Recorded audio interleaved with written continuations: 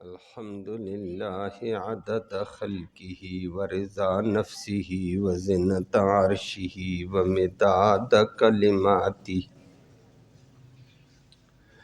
والصلاة والسلام على صفوة رسله وخير خلقه محمد وآله وصحبه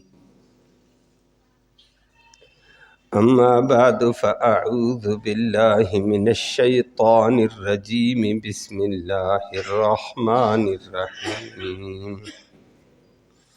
يا أيها الذين آمنوا لا تأكلوا الربا أضعافا مضاعفة واتقوا الله لعلكم تفلحون واتقوا النار التي أعدت للكافرين وأطيعوا الله والرسول لعلكم ترحمون صدق الله العلي العظيم وبلغنا رسوله النبي الأمي الكريم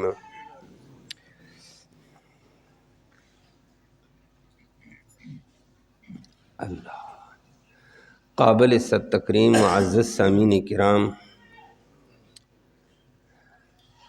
آیت کریمہ میں اللہ رب العالمین نے معاملات کا تذکرہ کرتے ہوئے حرام چیزوں سے بچنے کا حکم دیا، اور حرام چیزوں میں سے اغلظ، زیادہ غلیظ، زیادہ گندی، زیادہ خبیث چیز سود کا ذکر کیا ہے۔ اللہ ہم سب کو محفوظ فرمائے۔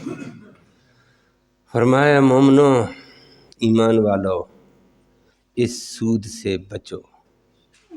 بظاہر تمہیں ڈبل سے ٹرپل نظر آ رہا ہے، لیکن اللہ کا عذاب ہے یہ۔ بچو اللہ سے، اس عذاب سے، اور اللہ سے ڈرو تاکہ تم کامیابی پاؤ۔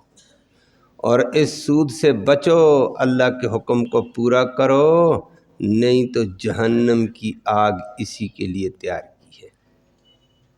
اللہ ہم سب کو محفوظ فرمائے۔ لفظی ترجمہ سماعت فرمایا یا ایھا الذین آمنوا، او ایمان والو، لا تأکلوا، مت کھاؤ، الربا، سود،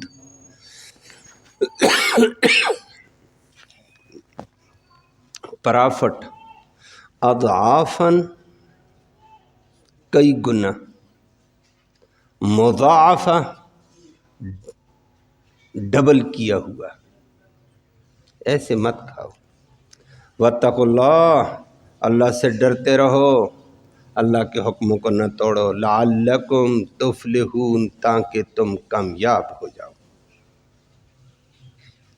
واتقوا النار، اس آگ سے بچو، التی، وہ آگ، اعدت، جس کو تیار کیا گیا ہے، للکافرین، کافروں کے لیے۔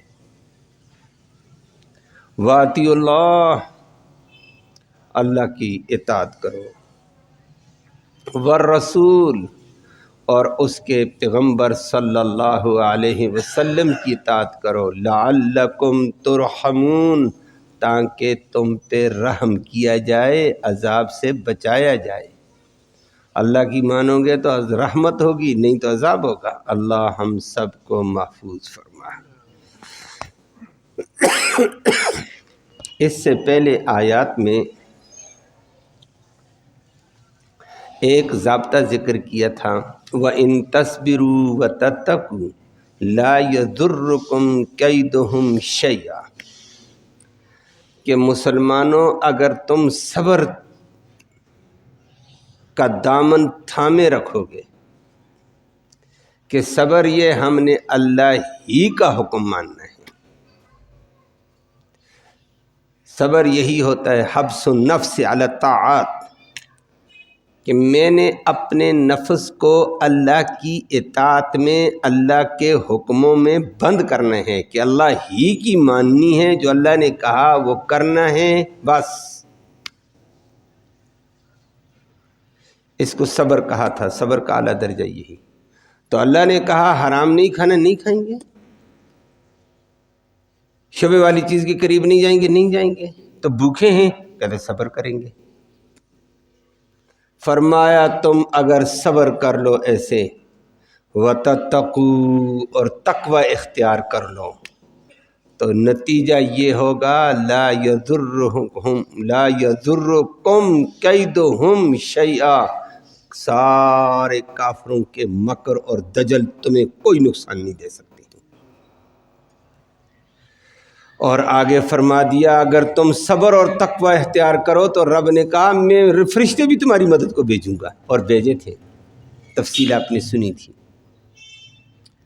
پھر اللہ نے فرما دیا تھا فرشتے میں ایک فرشتہ بھی میرا کام کر سکتا، میں فرشتوں کے بغیر بھی مدد کر سکتا ہوں، میں تو کن کا کہہ دوں تو ساری تباہی پھیل جاتی ہے، لیکن میں فرشتے بھی تمہاری تسلیوں کے لیے بھیجتا ہوں، تمہیں خوش کرنے کے لیے بھیجتا ہوں، نہیں تمہارے تطمین کے لیے، تسلی کے لیے بھیجا میں نے، اور کافروں کو رسوا کرنے کے لیے بھیجتا ہوں، لیکن دو کام کرو، تقوی، صبر۔ اللہ ہم سب کو یہ سعادت دے۔ پھر آج اس کے مخالف، اس کے متضاد سمت میں اللہ نے فرمایا پھر صبر اور تقوی اختیار کرو تو حلال کھاؤ، حرام کے در پہ نہ جاؤ۔ صبر کا دامن چھوڑ جاؤ گے اور کہو گا نہ جی مال آ رہا ہے، سود کا آتا ہے یا جوئے کا آتا ہے یا کسی چیز کا، آنے دو۔ فرمایا صبر گیا، صبر گیا، تقوی گیا تو پھر بربادی آ گئی ہے، اللہ کا بھی عذاب آئے گا، اللہ غیروں کو بھی تمہارے اوپر مسلط کر دے گا۔ اللہ ہم سب کو محفوظ فرمائے۔ صبر کرو، تمہاری مدد اللہ کرے گا، کافروں کو ذلیل کرے گا۔ تقوی اختیار کرو، تمہاری مدد اللہ کرے گا، کافروں کو ذلیل کرے گا، ان کی تدبیریں تمہیں نقصان نہیں دیتی ہیں۔ اگر اس دامن کو چھوڑو گے، آج فرمایا زیادتی کرو گے، عذاب آ جائے گا۔ اور اس کے لیے آج بھی ہے، آپ جانتے ہیں اس بات کو اچھا خاصا۔ نبی کریم صلی اللہ علیہ وسلم کے دور میں بھی تھا، جہاں اور ظلم تھی، جہاں اور تباہی تھی، وہاں یہ تباہی بھی تھی۔ سود کا لین دین تھا، اچھا خاصا تھا، گویا غریب کی غربت سے ناجائز فائدہ اٹھایا جاتا تھا۔ میرے الفاظ سمجھ رہے ہو؟ غریب کی مجبوری سے ناجائز فائدہ اٹھاؤ۔ غریب کہتا ہے کہ مجھے چھت ڈالنے کے لیے پیسے چاہیے، کہتے قرضہ لے لو، افراد سے لے لو، بینک سے لے لو۔ اچھا تم قرضہ دے رہے ہو، جی قرضہ دیں گے، آگے آپ جانتے ہیں، لیکن 6 ماہ کے بعد، سال کے بعد اتنی قسطیں دینی پڑیں گی۔ او بھائی آج وہ غریب ہے، اس کے پاس چھت کے ڈالنے کے، اپنے شرم کو چھپانے کے پیسے نہیں ہیں بیچارے کے پاس، اپنے حیا کو ڈھانپنے کے پیسے نہیں، وہ پیسے سارے لگا دے گا چھت پر، یہ کمائے گا کہاں سے؟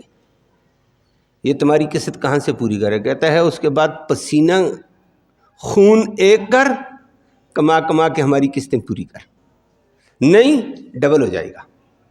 ایسے نہیں ہے، وہ بیچارے نے سارا جمع پونجا اپنی محنت لگائی چھت پر، تو واپس کیا کرے گا پھر؟ 1 2 4 5 نہیں آئیں قسطیں، ڈبل ہوتا گیا، دب کے آپ پوری زندگی کما، ان کو راضی کر۔ خون پسینہ غریب کا، مجبور کا، بدماشی پیسے والا، سرمایہ والا کر دیتا ہے، سرمایہ کے نام پر اس کے سے ساری اس کی محنت چھین لیتا ہے۔ یہ مجبوری سے فائدہ اٹھایا۔ اور عرب میں بھی یہ تھا، جن کے پاس 2-4 ٹکے بڑے آرام سے مستی میں ہوتے تھے۔ غریب کو بیچارے کو مجبوری کے پیسہ دیتا ہوں، لیکن ہر مہینے اتنا دینا، اگر نہیں دیا اگلے مہینے ڈبل ہوگا، پھر نہ دیا اگلے مہینے ٹرپل کر دیں گے۔ واہ، معاہدہ لکھا گیا، ڈبل، ٹرپل، چگنا، اللہ یہ طریقہ چلتا تھا۔ اور سرمایہ دار سرمایہ کے بل بوتے پر غریب کا خون چوستا رہتا تھا۔ شریعت نے آ کر اس ظلم کو ناجائز قرار دیا کہ غریب کے ساتھ قرضے کے طور پر تعاون کرو. میں نے کہا قرضے کے طور پر. آج کل دنیا اس کو استعمال کرتی، قرضہ بینک بھی کہتا ہے میں قرضہ دیتا ہوں، لوگ بھی کہتے ہیں میں قرضہ، ساتھ پرافٹ چلتا ہے، اس لیے پھر لفظ استعمال کیا جائے قرض حسنہ. قرض حسنہ کے قرضہ دے دو، صرف پیسے مہینے کے لیے، 6 مہینے کے لیے، سال کے لیے، 2 سال کے لیے دے دو. وہی رقم آپ کو 6 مہینے کے بعد واپس کریں گے، اور آپ نے اس کے اوپر کوئی نفع کی امید نہیں رکھنی ہے. یہ قرض حسن ہے. قرض حسن ہے. اس کو کیوں کہا؟ فرمایا جتنا قرض لاکھ تو نے دیا ہے 6 مہینے کے لیے، یہ 1 لاکھ تیرے نامہ اعمال میں صدقہ لکھا گیا ہے. غریب کی غربت کا لحاظ کیا، 1 لاکھ صدقہ کتنے دنوں کے لیے تھا؟ 6 مہینے کے لیے. 6 مہینے کے بعد دے دو. بھائی میرے پاس مجبوری ہے، نہیں دے سکتا ہوں، مجھے 2 دن 4 دن 10 دن مہینہ اور دے دو. فرمایا پہلے جب دیا مقررہ تاریخ تک وہی رقم صدقہ دی، اب آگے تو نے ٹائم دیا مہینے کا، روزانہ 1 لاکھ صدقے کا ثواب ملے گا. روزانہ جتنے دن تو نے بڑھا دیے، غریب کی غربت کا لحاظ رکھا، ہمدردی کی، ترس کیا، تو اللہ کہتا ہے روزانہ تیرے نامہ اعمال میں اتنی ہی پیسے صدقہ. لاکھ دیا، روزانہ 1 لاکھ کا صدقہ ملے گا تجھے 1 مہینے کے بعد، لیکن روزانہ 1 مہینے کا 1 لاکھ کا صدقہ لیا. قرض ہے لیکن بڑا ہی اچھا ہے، ادا بھی ہو جائے گا، ثواب کا ثواب ہو گیا ہے. اور اگر نفع کی امید کے ساتھ کیا کہ میں اس کو قرضہ لے کر اس سے پرافٹ لوں گا، اس سے خدمت لوں گا، اس سے کوئی مفاد لوں گا، یہ سود ہے. اس کو شریعت نے ناجائز کیا. نبی کریم صلی اللہ علیہ وسلم کے دور میں تھا، اور ریاست مدینہ قائم ہوئی، یہودیوں کا سود کا کاروبار تھا، نبی نے بند کر دیا. فتح مکہ ہوا. مکہ تو 8 ہجری کو فتح ہوا. نبی کریم صلی اللہ علیہ وسلم کی نبوت کا 21واں سال تھا. 21 سال نبوت کے بعد مکہ فتح ہوا. ہجرت کر کے نبی کریم صلی اللہ علیہ وسلم مدینہ گئے، 8 سال رہے. 8ویں ہجری کو رمضان میں مکہ فتح ہوا. نبی نے مکہ فتح کر کے دوسرے دن جب خطبہ ارشاد فرمایا ہے، فتح مکہ کے بعد نمبر 2 حجۃ الوداع کے مینا کے اندر خطبہ دیا، عرفہ کے اندر خطبہ دیا. 9 عرفہ کو کمال کے خطبے تھے، اور ان خطبوں میں نبی نے اس ظلم کی تردید فرمائی ہے. نبی کریم صلی اللہ علیہ وسلم نے مکہ فتح کر کے فرمایا لوگو سنو، اسلام نافذ ہو گیا ہے، مکہ فتح ہو گیا. مکہ فتح پورا عرب فتح ہے. فرمایا پھر جاہلیت کے ہر ظلم کا، ہر رسم کو آج ہم اپنے پاؤں کے نیچے رون دیتے ہیں. کوئی جہالت کی رسم، کوئی جہالت کا طریقہ، کوئی جہالت کا ظلم آج کے بعد نہیں قائم ہوگا. فرمایا اس جہالت کے حکموں میں سے ایک سود کا کام ہے. آج سے میں سود کو ختم کرنے کا اعلان کرتا ہوں. جس کی اصل رقم، اصل اس کو راس المال کہہ دو، اصل رقم کہہ دو، اصل رقم مقروض کے اوپر ہے، وہ اصل رقم واپس لوٹائے. اور پرافٹ سنگل ہے، ڈبل ہے، ٹرپل ہے، جس مقدار میں ہے ساقط ہے. آج واہ غریب بے انتہا تھے، سکھ کا سانس لیا ہے، نبی رحمت آ گیا. نبی رحمت آیا ہے، واقعتاً رحمت للعالمین تھا. 4 بدماش بدماشی کریں، 4000 اس کے ظلم میں پستے تھے. اللہ اکبر. اور نبی کریم صلی اللہ علیہ وسلم نے فرمایا زبانی باتیں نہیں ہیں، اس تنفیذ کی بات ہے. میں جس چیز کو رد کروں گا سب سے پہلے اپنے گھر سے اس کو نافذ کروں گا. میرا چچا عباس کو کہا کھڑے ہو جاؤ. عباس مکہ میں تھا، بہت بڑا سرمایہ دار تھا، بہت بڑا سرمایہ تھا. وہ بھی یہ کام کرتا. مسلمان تو بعد میں ہوا ہے. فتح مکہ سے جاتے وقت راستے میں نبی کریم صلی اللہ علیہ وسلم کے ساتھ مل کر مسلمان ہوا. ابو سفیان بھی راستے میں ملا تھا، مسلمان ہوا. عباس ذوالحلیفہ میں مل چکا تھا. سفیان اور دیگر ساتھی مکہ سے تھوڑا سا پہلے مر زہران میں پکڑے گئے، گرفتار ہوئے تھے، بعد میں مسلمان ہو گئے تھے. فتح مکہ کے وقت باقی دنیا بھی مسلمان ہوئی. نبی نے اپنے چچے عباس کو کہا مسلمان ہو گئے نو، کلمہ پڑھ لیا، قرآن مان لیا، وحی مان لی. فرمایا آج میں سود کو ساقط کرنے کا اعلان کرتا ہوں۔ چچا تیرا کتنے لوگوں پر سود کے طور پر پیسہ ہے؟ چاچے نے فائل نکالنے کی کوشش کی، فرمایا فائل بند۔ آج میں محمد اپنے گھر سے اس نظام کو نافذ کرتے ہوئے قرضہ جتنے لوگوں سنو میرے چچے عباس کا جن جن پر سود کی رقم ہے سب معاف، ختم۔ اصل رقم چچے کو دے دینا، سود کا چچا مطالبہ نہیں کر سکتا ہے، میں عام معافی کا اعلان کر چکا ہوں۔ ہزاروں لوگوں نے سکھ کا سانس لیا ہے، دیگر لوگوں نے سکھ فرمایا چچے کا عباس کا معاف، اوروں کا فلاں کا فلاں کا، سارے سود والے پھر کھڑے ہو جاؤ، اعلان ختم، کوئی کسی کو سود نہیں دے گا۔ لوگوں مکہ میں رحمت والا نظام چلا، اور بھی نبی کریم صلی اللہ علیہ وسلم نے اعلان کیے، تو مکہ میں ڈبل ٹرپل سود کا نظام چلتا تھا، جو غریب پیسے نہیں دے سکتا سود ڈبل ہو جاتا، اور آج بھی یہ چلتا ہے۔ آپ جانتے ہیں نچلی سطح کی عوام بھی، میں نے سنا لوگ پوچھتے رہتے ہیں گڑبڑ ہے، لیکن IMF کا قرضہ ہمارے اوپر لادا ہوا سود کی وجہ سے، قسطیں بھی دو اور ڈبل ہو گیا، قسطیں بھی دو اور ڈبل ہو گیا۔ چند دن پہلے جائزہ لیتے وقت دیکھی ہے، جائزہ اخبار میں دیکھا، سرخی لگی جی سے 2008 سے لے کر ابھی تک 114 ارب ڈالر قرضہ لیا اور 126 ارب ادا کیا، اصل رقم باقی ہے، اور بعد میں کہا 90 ارب ڈالر کی قسط ادا کر دی ہے، ابھی اصل رقم باقی ہے۔ 3 ہفتوں میں قسطیں بھی دے رہے ہیں، وہ IMF مان بھی نہیں رہا ہے، پھر بھی شکنجہ کسا ہوا ہمارے اوپر۔ یہ ذلت نہیں ہے؟ اور اللہ کے نبی نے قرآن نے فرما دیا یہ سود نہ کھانا، سود کھاؤ گے تم غریب کو ذلیل کرو گے، اللہ تمہیں ذلیل کر دے گا۔ اللہ ہم سب کو معاف فرمائے۔ غریب کے ساتھ مدد کا دین کہتا ہے، ہم ذلیل کو بیچارے کو ذلیل کر کے اس کا خون پسینے چوس لیتے ہیں، بچے بھوکے مرتے رہتے ہیں، کمائی کر ہماری قسطیں پوری کر۔ اللہ نے فرمایا یہ ناجائز کام نہ کرو، سود ہے، حرام ہے، لا تاکلوا الربا اضعافا مضاعفہ، یہ ڈبل ٹرپل سود مت کھاؤ، واتقوا اللہ، اللہ سے ڈرو، لعلکم تفلحون، تاکہ کامیاب ہو جاؤ۔ اگر نہیں ڈرو گے تو عذاب آ جائے گا، اللہ ہمیں بچائے۔ وہ بات آگے آپ کے سامنے آئے گی کہ سود کی وجہ سے کیا کیا عذاب آتے ہیں، جن عذابوں کے شکنجے میں آج ہم ہیں۔ لیکن افسوس یہ ہے ہمارے ارباب اقتدار نے امریکہ اور IMF کا ہمیں سود خور بنایا، نچلی عوام اپنے اختیار سے ہمیں غریبوں کو سود خور بنا رہی ہے، بینک اپنی ترتیب سے سود خور بناتا جا رہا ہے، عجیب ایک شکنجہ کسا ہوا ہمارے اوپر۔ اللہ ہمیں اس ظلم سے محفوظ فرمائے۔ اور پھر وہ پیسہ اسٹیٹ بینک سے آتے ہوئے آگے ایسا آیا، پیسہ سارا اسٹیٹ بینک کے تابع ہے۔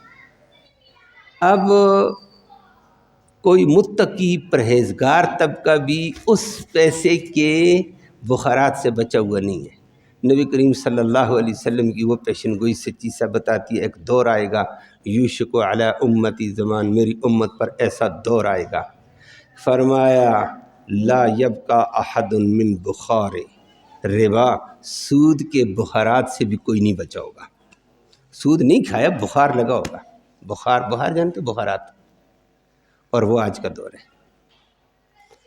اسٹیٹ بینک کے تابع ہیں سارے، ایک میزان بینک علماء کرام نے اور اقتصادیات کے ماہرین نے مل کر بنایا، مولانا تقی عثمانی صاحب کی نگرانی میں، کچھ شکیں اس کی ختم کی جو ہمارے اختیار ہیں، جو اسٹیٹ بینک کو دکھایا، اسٹیٹ بینک نے کچھ شکیں معطل کر دیں، کہا میں نہیں مانتا ہوں، نہیں تو بینک ہی نہیں چلے گا، مجبوراً ماننی پڑتی ہیں جو اختیار میں۔ پھر علماء نے کہا جو ہمارے اختیار میں ہم ختم کرتے ہیں، جو ہمارے اختیار میں نہیں ہم بے بس ہیں، لیکن بے بس کا یہ معنی نہیں چپ کر کے استعمال کرو، کوشش کرو کہ ان کو بھی کیسے ختم کیا جائے۔ بے بس ہونا ناجائز ہے، بے بس ہونا عذاب سے نہیں بچا سکتا ہے، کوشش کرو، اتنی بڑی عوام ہے اور کام کرتے ہو، لیکن قوم اس کے لیے آگے بڑھتی ہی نہیں ہے، قوم اور چکروں میں اور چیزوں میں الجھائی جاتی ہے۔ اللہ ہم سب کو اس ظلم سے محفوظ فرمائے، اور یہ بدترین قسم کی فرمائے، جس قوم کے اندر سود کی لعنت آ گئی ہے وہاں ذلت اور رسوائی اس کا مقدر بن جاتی ہے۔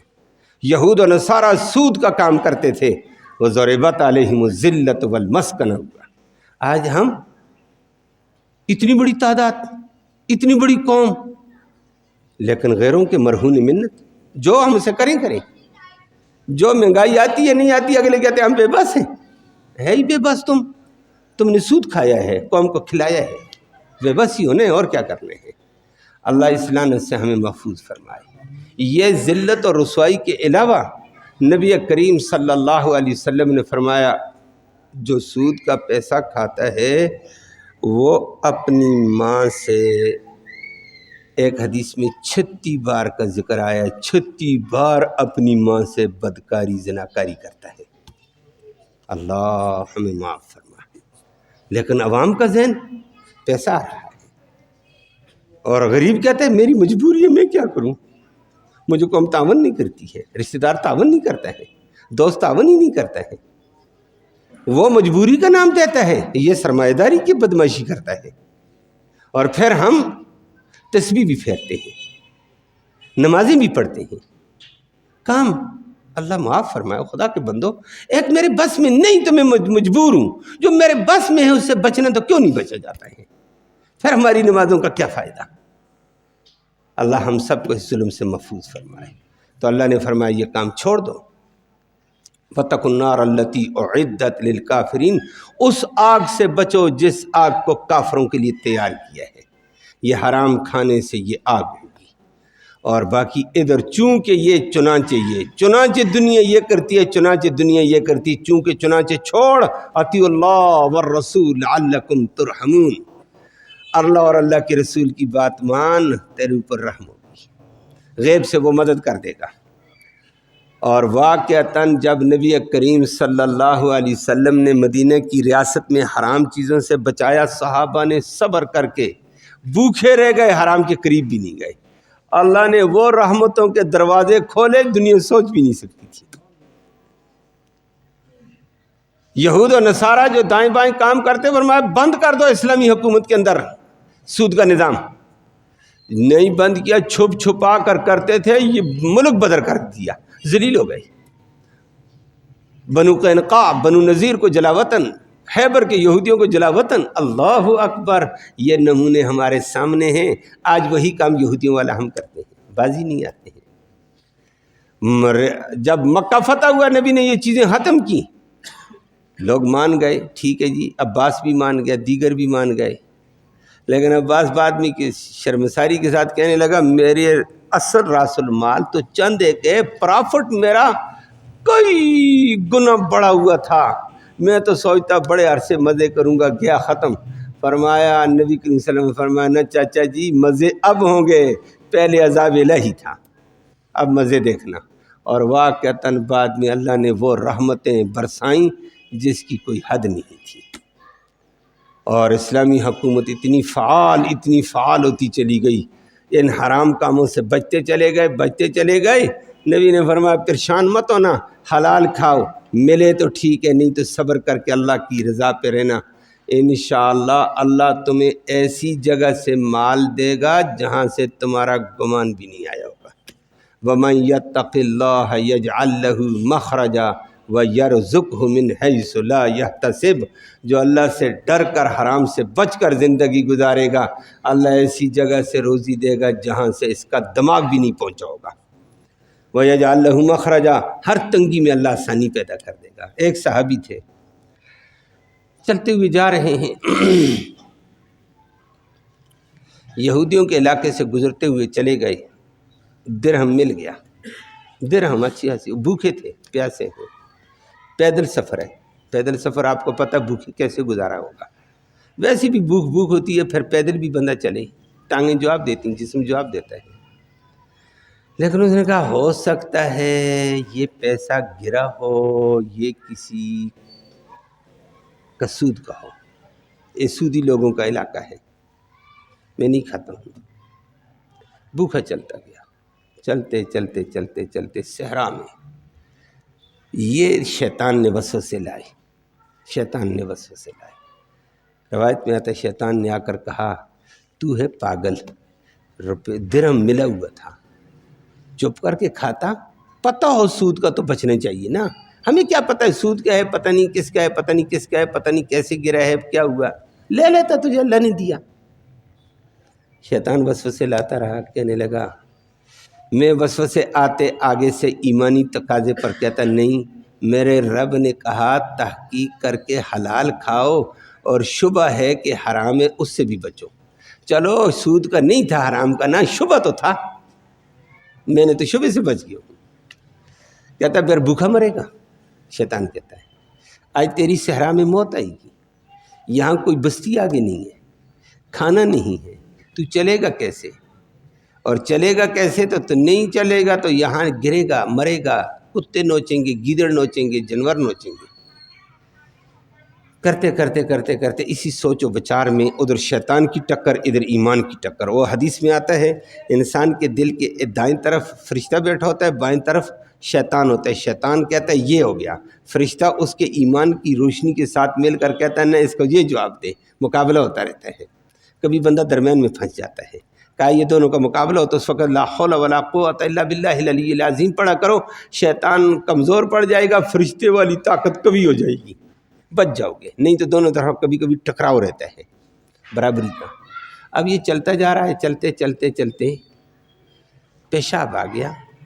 کہتا ہے اور کام بعد میں، کھانا نہیں، پیشاب تو کرنا ہے، ایک ضرورت ہے۔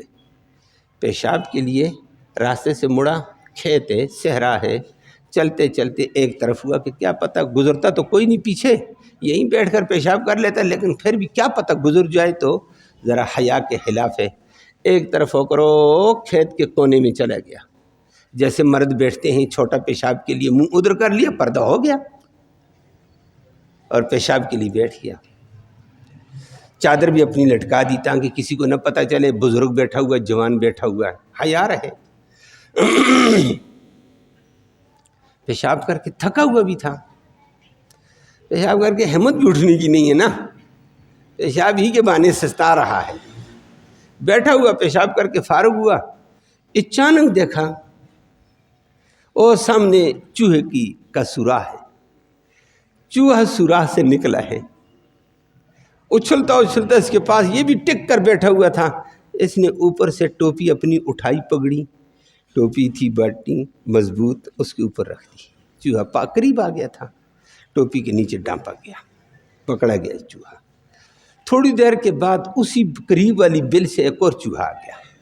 عقل اللہ نے ہر ایک کو دی ہے، کسی کو زیادہ کسی کو تھوڑی عقل ہے، حیوانات میں نہیں بلکہ سبزے میں بھی اللہ نے عقل رکھی ہے، کسی کا عقل کم ہے کسی کا زیادہ، سب سے کامل عقل اللہ نے انسان کو دی ہے، حیوان کو کم دی ہے، اسی لیے اس کو مکلف نہیں بنایا۔ اب چوہا دیکھا کہ میرا ساتھی آیا، ٹوپی کے ارد گرد گھوم رہا ہے، یہ صحابی بیٹھے بیٹھے یہ سوچنے لگا کہ یہ مجھے گھومتے گھومتے اس کے آگے بھی آئے، پھر ٹوپی کے گھومے کہ یہ مجھے بتلا رہا ہے میرے ساتھی کو چھوڑ، تو نے قید کر دیا میرے ساتھی کو۔ وہ کہتا ہے یہ مجھے یہ بتانا چاہتا ہے۔ میں نے کہا مزید تماشا دیکھتا ہوں۔ وہ گھوم کر چلا گیا، بل میں گیا، تھوڑی دیر کے بعد اندر سے ایک اشرفی لا کر میرے سامنے پھینک دی۔ کیا اشرفی؟ دینار، سونے کا۔ واہ، دینے والے تو کہاں سے دیتا ہے۔ میں نے کہا چوہے سے آ کر اشرفی مل گئی، یہ تو دفینہ ہے، دفن شدہ مال جائز ہوتا ہے، مل جائے۔ تھوڑی دیر کے بعد میں نے بھی کہا اور تماشا دیکھتا ہوں، پھر چوہا گھوم کر گیا، پھر گیا سوراخ میں ایک اور اشرفی پھینکی۔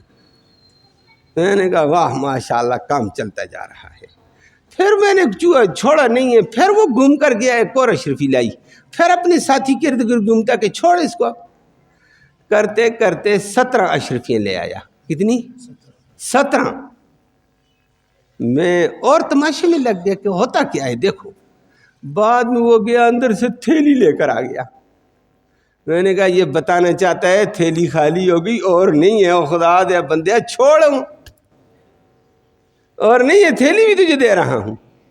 میں نے اس وقت ٹوپی اٹھائی، دونوں چوہے اچھلتے اچھلتے اچھلتے صحرا میں جا رہے ہیں کہ ایک خوش ہوتا ہے میں نے بھائی کو چھڑایا، دوسرا خوش ہوتا ہے مجھے قید سے رہائی مل گئی، اور میں خوش ہو رہا ہوں مجھے درہم مل گئے، دینار مل گئی۔ واہ ربا. اب نے اٹھا تھیلی میں پیسے ڈالے چلنے لگا. وہی وسوسہ آیا کہ کیا پتہ بھی یہ بھی جائز ہوں یا ناجائز. ایک دم غیبی آواز آئی ہے وَمَن يَتَّقِ اللَّهَ يَجْعَل لَّهُ مَخْرَجًا وَيَرْزُقْهُ مِنْ حَيْثُ لَا يَحْتَسِبُ. جو اللہ سے ڈر کر زندگی گزارے، حراموں سے بچتا رہے، شبہ سے بچتا رہے، اللہ تنگی سے آسانی پیدا فرما دیتے اور ایسی جگہ سے روزی دیتے ہیں جہاں سے اس کا دماغ بھی نہیں پہنچا ہوگا. جب یہ آیت میں نے سنی میں نے کہا واہ ربا تو نے دیا ہے. مشکل صحرا میں نے مرنا تھا، تو نے زندہ ہونے کے حالات بنا دیے. تو 17 اشرفیاں ملے، بندہ مالدار ہو گیا ہے، ٹھیک ٹھاک مالدار. اور 1 دینار 3 تولے کا ہوتا ہے، 3 تولہ سونا 17 کا. کتنا سونا مل گیا خدا کا بندہ. تو اللہ دینے والا آئے تو آدمی حرام سے بچے، اللہ یوں دیتا ہے. اور حرام کھائے گا تو اللہ کا غضب نازل ہوتا ہے. اللہ ہم سب کو بچائے اور حلال کے در پہ رہنے کی توفیق نصیب فرمائے. باقی بات کل کی نشست میں ہوگی. اللہم صلی وسلم دائما ابدا.